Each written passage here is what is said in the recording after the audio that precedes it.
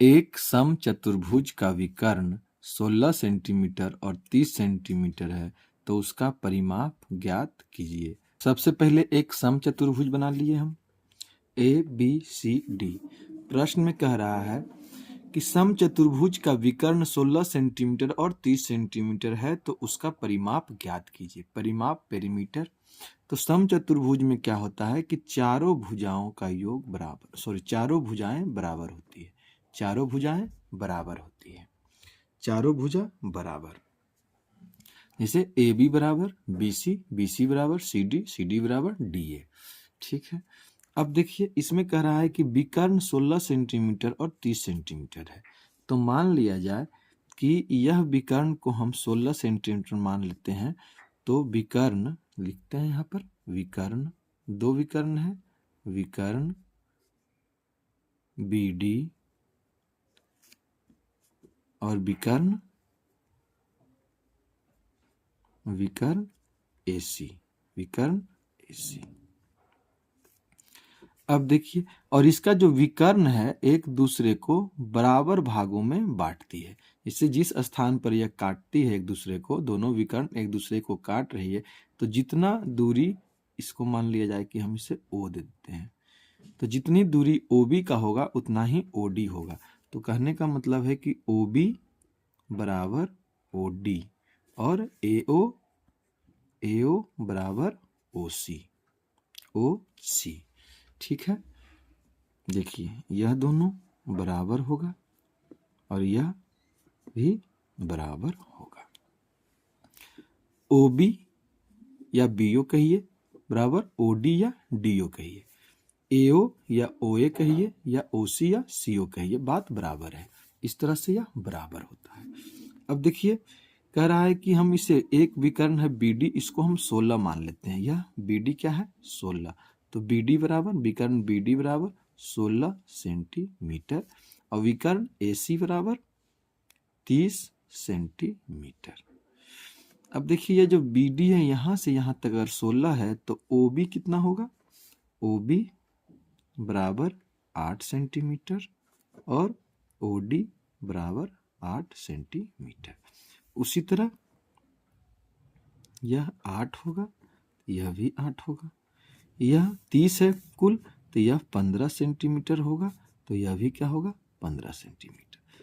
तो AO बराबर 15 centimetre, OC बराबर 15 सेंटीमीटर। ठीक। अब देखिए AB बराबर BC बराबर CD बराबर DA और विकर्ण जो हमारा है, विकर्ण AC बराबर 30 सेंटीमीटर और विकर्ण BD बराबर 16 सेंटीमीटर। एक चीज और जान लीजिए इस प्रश्न में कि यह जो जहां पर भी ये दोनों विकर्ण एक दूसरे को काटते हैं, तो यहाँ 90-90 डिग्री का कोण का निर्माण होता है। यह होता है 90 डिग्री, यह 90 डिग्री। तो शीर्षाभिमुख कोण होने के कारण आमने सामने की भुजा 90-90, तो यह सभी 90 डिग्री बना रही है, मतलब यह समकोण पर काटती है। तो यह एक समकोण है। तो समकोण होने के कारण यह देखिए यहाँ से यहाँ तक एक समकोण त्रिभुज बन रहा है। इस कारण से यह क्या हो जाएगा? एक इसमें कर्ण हो।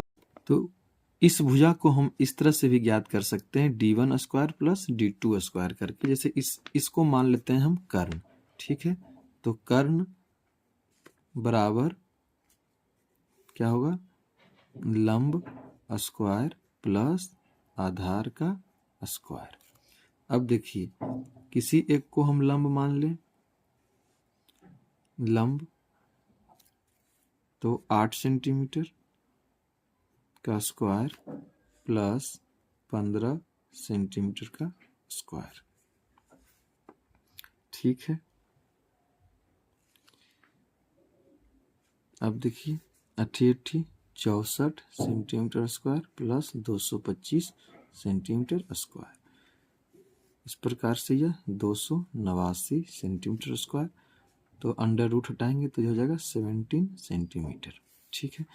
तो यह कर्ण जिसको हम माने, यह अगर 17 सेंटीमीटर हो गया तो यह तो भुजा ज्ञात हो गया एक तरह से, इसे कर्ण मानकर भी भुजा हम ज्ञात कर लिए 17 सेंटीमीटर। तो एक भुजा अगर 17 है तो चारों भुजा का योग कितना होगा, 17 चक 68। इस तरह से भी बना सकते हैं। दूसरा है, चलिए दूसरा विधि है इसमें कि समचतुर्भुज की एक भुजा का जो यह एक फॉर्मूला से आते हैं, समचतुर्भुज